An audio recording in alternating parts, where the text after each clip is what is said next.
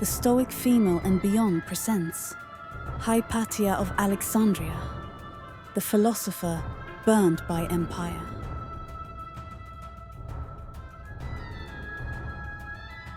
Long after the library burned, in the dying light of ancient Alexandria, there lived a woman who taught stars to bishops, drew curves no empire could flatten, and defied a tide of ignorance with nothing but the brilliance of her mind. Her name was Hypatia.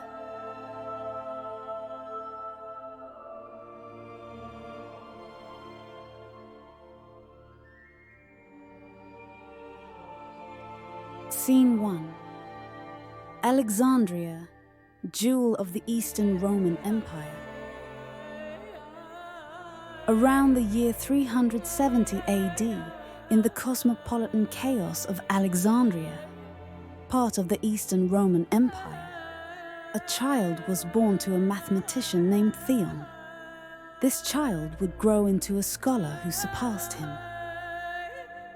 Alexandria was no ordinary city. It was a beacon of knowledge, a melting pot of Egyptian, Greek, Roman, Jewish, and Christian cultures. It housed scrolls, sailors, saints, and soon a woman who would come to symbolize both the glory and tragedy of classical wisdom. Scene 2. Daughter of Theon, Hypatia's early education. Hypatia was educated in mathematics, astronomy, and Neoplatonic philosophy, a spiritual school of thought rooted in Plato, but layered with mysticism and metaphysics. Her father, Theon, was a scholar at the Museum of Alexandria, possibly the last recorded member before the institution's decline. Together, they studied the stars, abstract shapes, and eternal truths. But soon the student would eclipse the teacher. Scene 3. The philosopher emerges, teaching and inventions. By the time she reached adulthood, Hypatia had become a revered public lecturer. Crowds gathered in the streets just to hear her speak. She taught astronomy and mathematics, but also practical ethics and the pursuit of inner harmony, the heart of Neoplatonism. She's credited with commentaries on Diophantus's Arithmetica and Apollonius's work on conic sections. While her own writings are lost to time, fragments may remain hidden within later scholars' texts.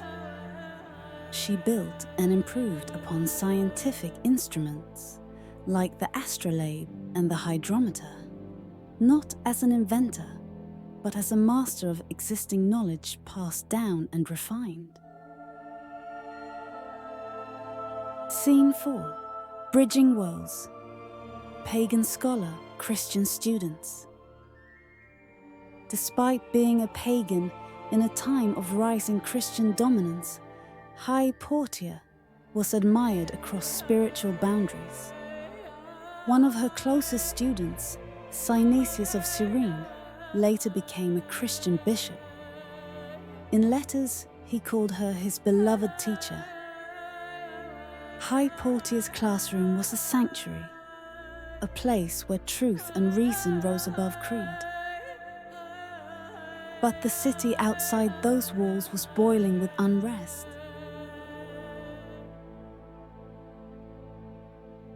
Scene 5. The political firestorm.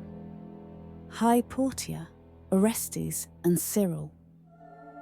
Alexandria, like many great cities, became a battlefield for power.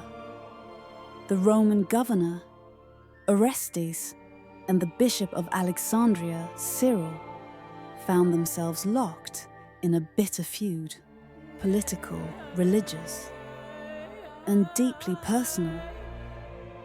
Caught in the middle was Hypatia. She was an advisor to Orestes, and rumors swirled that she was the reason he refused to make peace with the bishop. To some, she became a scapegoat, a woman philosopher, powerful and unrepentant in a world increasingly hostile to both. Scene 6. Murder of a philosopher. In March of 415 AD, Hypatia was attacked by a Christian mob led by a lector named Peter. She was dragged from her chariot, stripped, beaten with tiles, and her body was burned. No trial, no defense, just brutality masked in righteousness. Her death sent shockwaves across the empire. Scene 7. Legacy.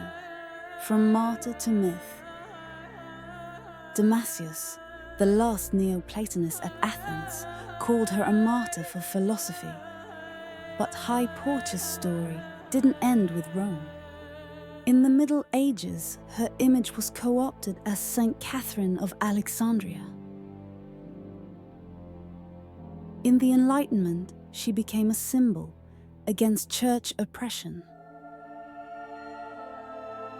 Charles Kingsley's 1853 novel Hypatia romanticized her as the last of the Hellenes. In modern times, she is celebrated as a symbol of intellectual freedom, secular inquiry, and women's equality. Feminist movements have reclaimed her as one of history's most brilliant and unjustly silenced minds. Outro. Truth endures. Hypatia's murder did not destroy her truth. Her voice still echoes in classrooms, in books, in every soul who dares to seek wisdom in a world that often fears it. She was not the last of the philosophers. She was their eternal torchbearer. Reserve your right to think, for even to think wrongly is better than not to think at all. If this story moved you, like, share, and subscribe to the Stoic Female and Beyond. Leave a comment below. What do you think Hypatia would be teaching if she lived today?